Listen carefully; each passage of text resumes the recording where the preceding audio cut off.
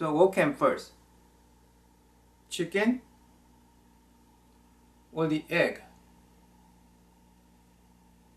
Egg, of course.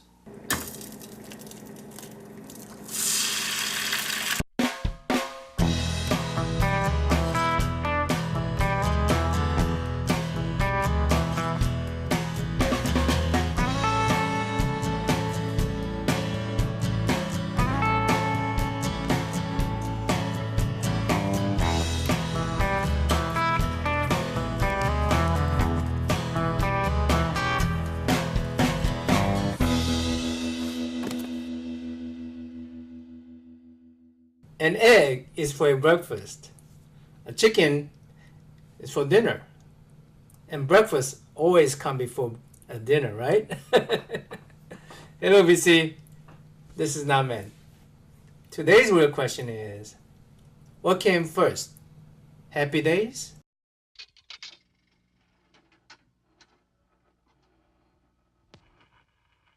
One, 2, 3 o'clock, 4 o'clock, rock. 5, 6, 7 o'clock, 8 o'clock, rock. 9, 10, 11 o'clock. Or American Graffiti?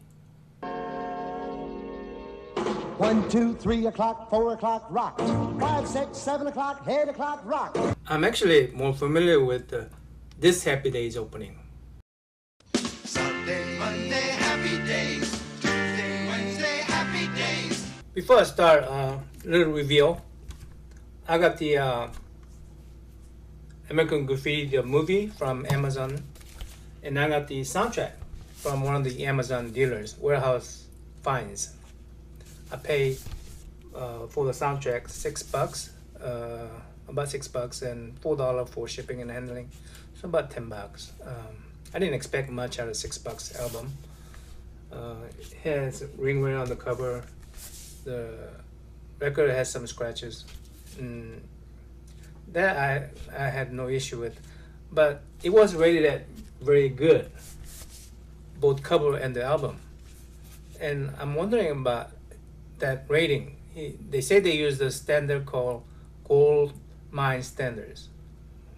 I'm assuming that has some meaning to experienced VC members. To me, it doesn't have any meaning. So far, I haven't done any research on it. Also, one of my friend Maxi, he bought me a few albums. VCLT. I will have one VCLT video on my next one. Anyway, he paid $2 for one of the Billy Joel albums, and it sounded better than this. It didn't have as much scratch as this one did, and didn't have a ringwear on the cover. So, you know. Also today, instead of sketching, I'm going to try to draw something on a Photoshop. I learned this from a lady named Flo. She runs a channel called Art with Flo. She got a lot to teach, and I have a lot to learn. Hopefully I could show some progress on today's video. Thank you, Flo. Here it goes. I scanned in that image from the album. Candy Cluck as Debbie. Woohoo! I will explain later on why I'll choose to draw or rather trace Debbie. By the way, I'm also learning how to use this tablet, Wacom InTools. I got it for $79. YouTube teachers tell me I need to work with it a few weeks to get used to it. So I decided to use it on this video.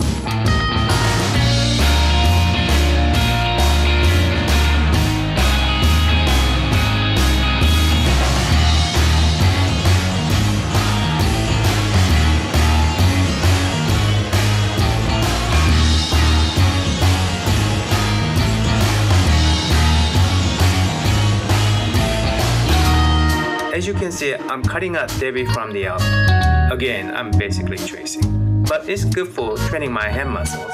Besides, that's how I always try to learn drawing techniques, by tracing someone else's work.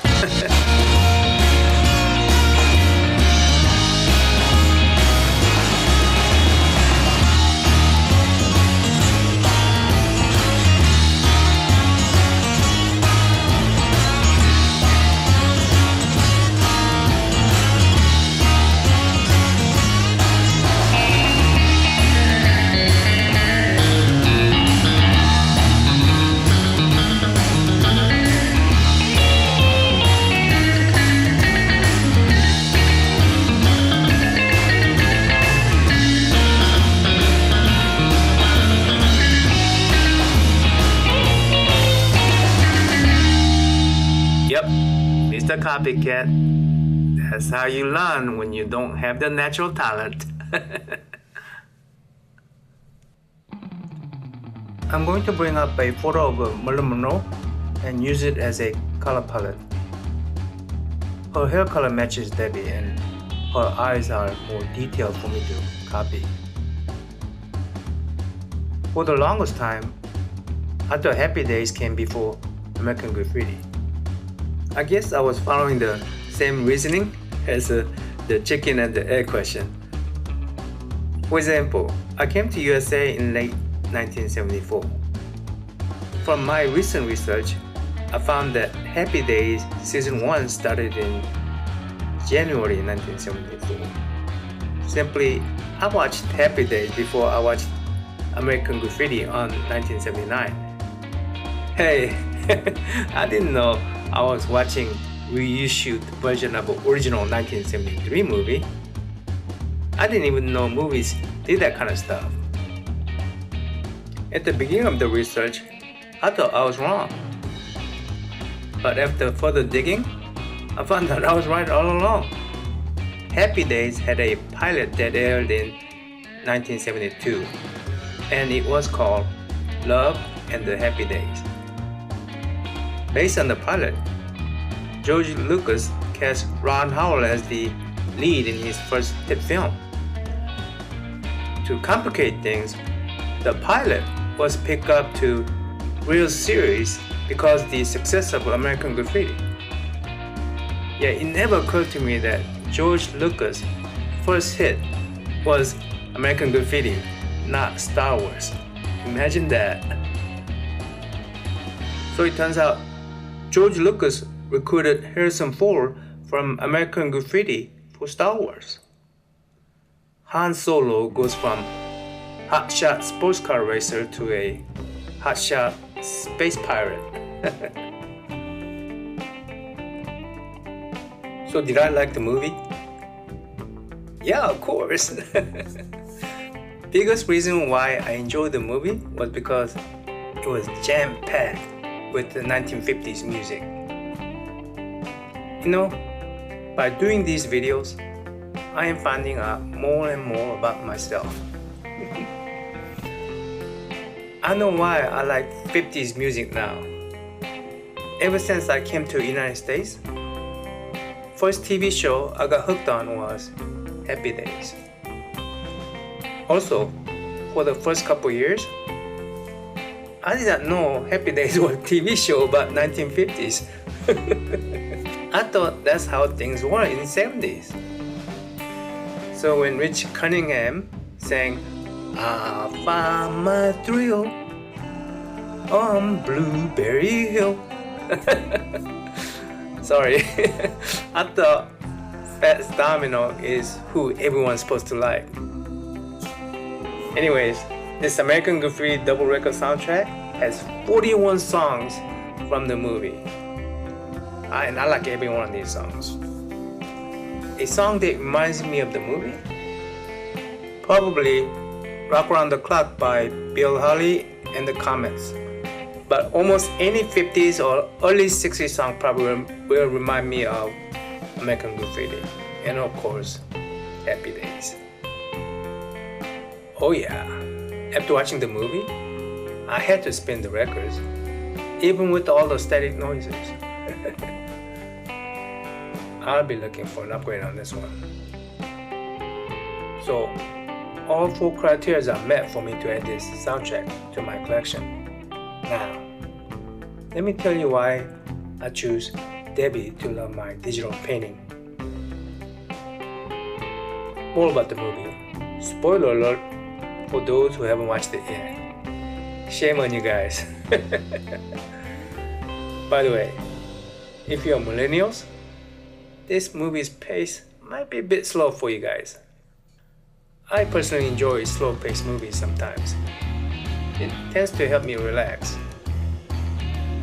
The movie is about 4 friends, teenage boys from 1950s era.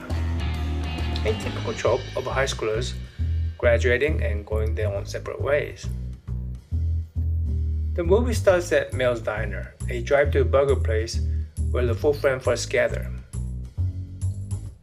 I don't see too many silent drive-in near my area, but there are still plenty in Midwest.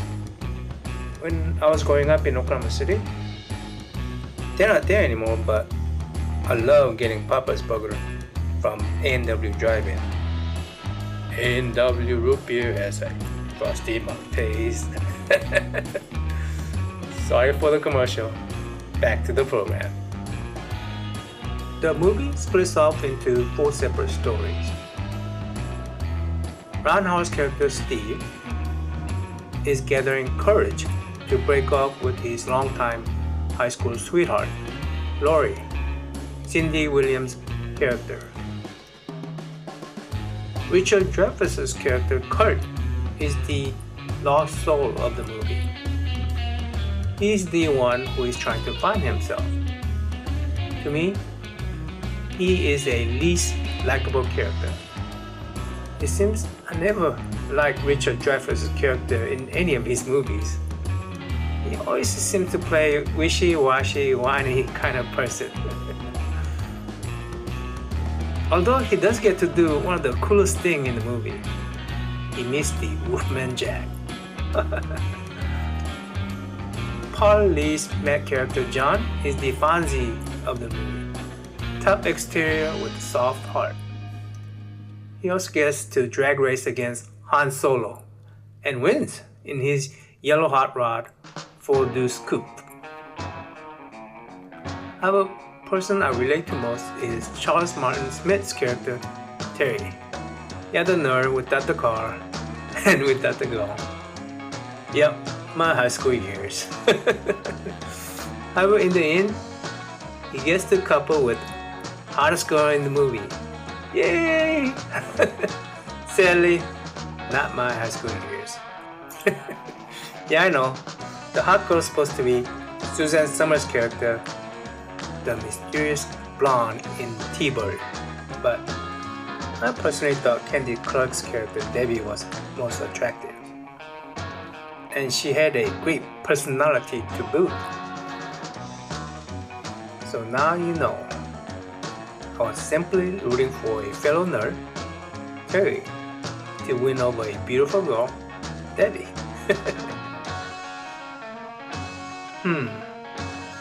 About this pen tablet, it took me about 12 hours to get used to it. I like it. It has more pressure sensitivity than that I could use.